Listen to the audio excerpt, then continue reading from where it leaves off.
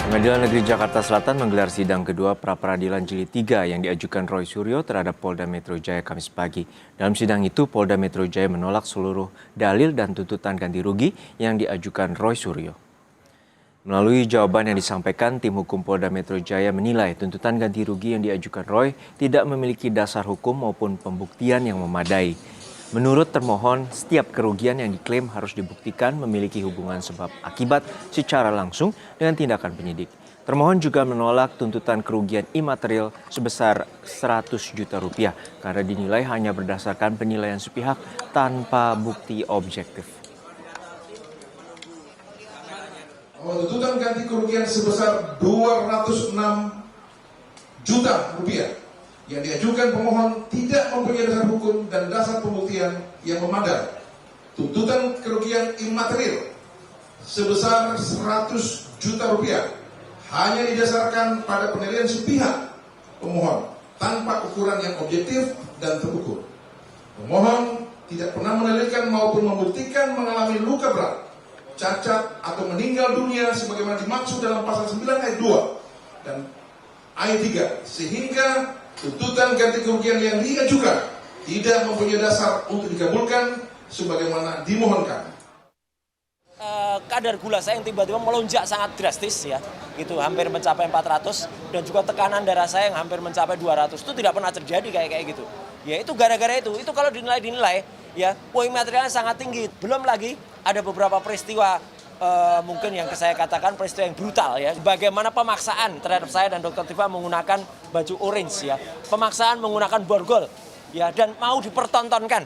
Padahal itu dalam KUHP yang baru itu sudah tidak diperbolehkan. Jadi makanya kalau nggak bisa dinilai dengan rupiah ya repot ya. Kalau nggak bisa dinilai dengan rupiah, nilai saja dengan dolar saja. Ya, nah, gitu. Ya, itu ya. Makanya ditanya, karena apa? Karena tidak satu rupiah pun yang akan kami terima. Ya. Usai menanggapi jawaban pihak Polda Metro Jaya selaku termohon, Roy menjawab soal kemungkinan akan mengajukan pra-peradilan keempat usai putusan pra-peradilan soal ganti rugi. Meski tidak menjawab pasti, Roy berdalih upaya pra-peradilan yang dilakukannya hingga 3 kali merupakan bagian strategi sebelum memasuki sidang pokok perkara kasus ijazah di Pengadilan Negeri Jakarta Timur. Kenapa kami menempuh strategi pra-peradilan? Ya, karena kami tidak ingin seperti kalau seorang pejuang itu tidak mempelajari dulu apa yang ada di depan.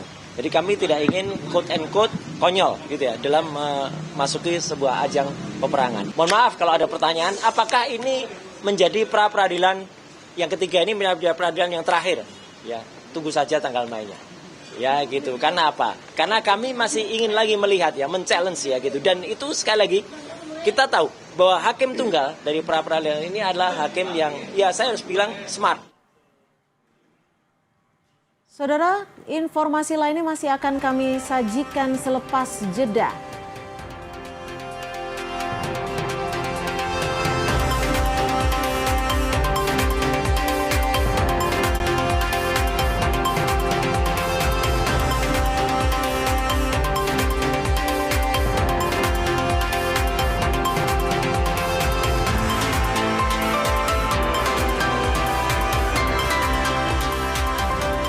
Krisis air bersih melanda sejumlah daerah di Kabupaten Gunung Kidul.